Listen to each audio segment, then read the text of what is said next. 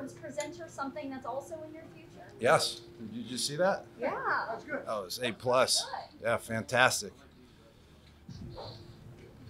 How long did it take you to build that rapport with Tom, where you guys kind of signals to each other? It took a while. I mean, it wasn't like I walked in and I was a rookie and we had it down. I would say about a year. I mean, he saw the potential. You know, I saw, you know, what page I could be on. And, you know, at the beginning, we were up and down. I mean, it was basically kind of like I was up and down because he knew what he wanted out of me. And I didn't, you know, totally understand everything. So I would say about a year. By the end of my rookie year, we had that connection going. And then we followed up with it big time in the offseason after my first year. And then from there on out, from my second year in the league, we were kind of on the same page from there on out. I mean, and just working on it, you know, year in and year out.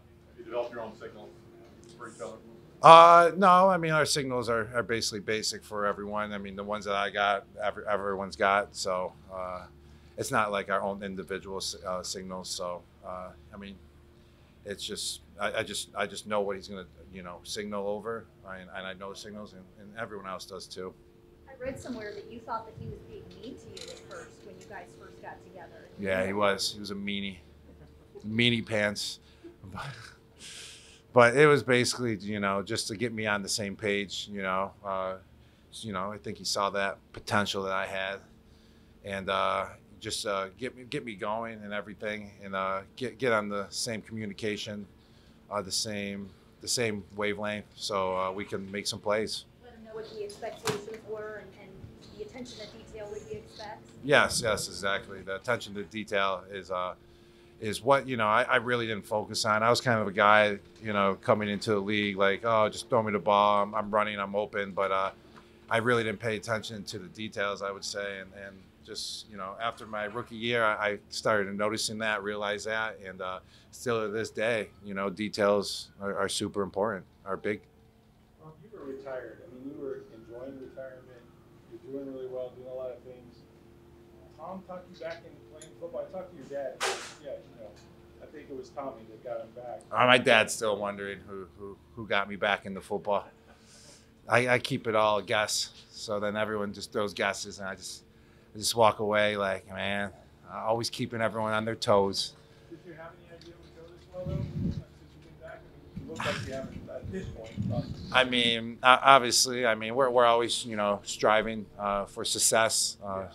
Striving for greatness, you know, striving to be on the same page, striving to win, you know, and that's all you can really ask for.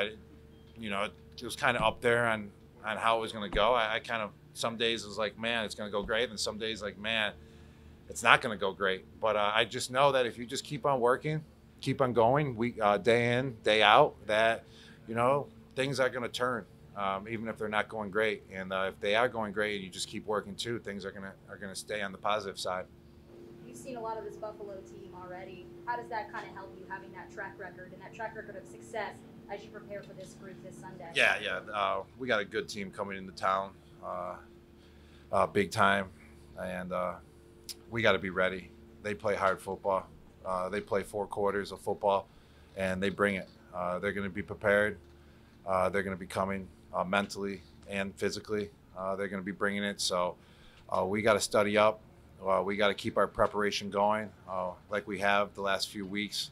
And we got to be ready and on our toes, ready to roll from the opening kickoff.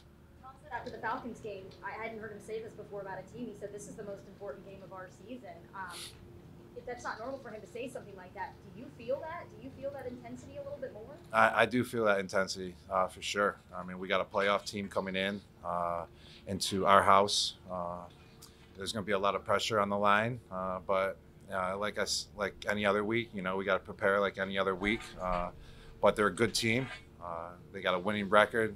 They got a lot of playmakers. They got a lot of good players on the defensive side of the ball. So it's going to be a pretty intense atmosphere. I would say it's going to be more of like another playoff atmosphere. It's maybe not like a snowstorm. Yeah, just not a snowstorm. It's going to be beautiful out, I would say. There was another award handed out this week. You were at last night. Tom event for Sportsman of the Year, second time in his career. How impressed were you just the fact that, you know, for him to earn such a high honor? Yes, that was pretty, you know, neat to be able to, introduce Tom and hand him his award last night for the Sports Person of the Year for Sports Illustrated. So I got to hand Mike, his award for Man of the Year in a different style. And then last night I got to, award Tom, introduce Tom for Man of the Year. So you're right. I'm going to be a presenter probably, after this is all said and done. I'm just working. That's why I came back to football, so I can work on my presenting skills. That's what I'm really doing.